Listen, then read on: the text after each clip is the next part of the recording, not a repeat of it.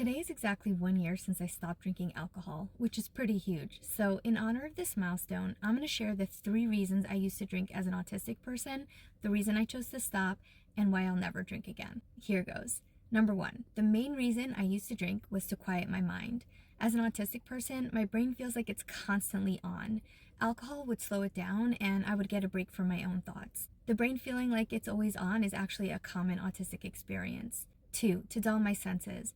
I have extremely intense sensory sensitivities and alcohol would make them feel much more tolerable. And 3, to feel more comfortable and less anxious at social events, especially ones with a lot of people and especially if I knew almost no one there. Now, here's the reason I chose to stop drinking. I realized that I wasn't enjoying the experience of drinking anymore. This wasn't always the case. When I started drinking in my 20s, I did enjoy it, but the last year I was drinking, 90% of my experience was pretty awful actually. Mainly because from the moment I took my first drink, my mind would immediately fixate on how I could get my next one, because I knew it was only a matter of time before the feelings of quiet and dulled senses wore off, and all I could think about was making sure they didn't.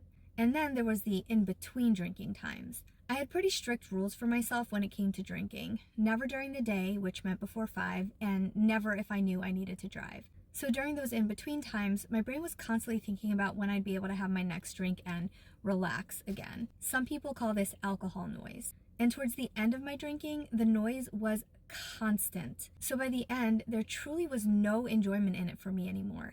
Not even a little bit. Which is why I will never drink again, because the noise, the mental fixation, was actually much worse than the 3 problems I was trying to solve with it. I sincerely hope this helps some of you. This is an important topic, especially in the space of neurodivergence and autism awareness, because there's a significant correlation between neurodivergence and alcohol use as a coping mechanism.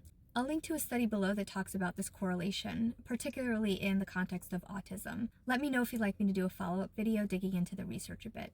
In the meantime, please celebrate this milestone with me. I am super proud of it. And if you like this type of content, follow for more.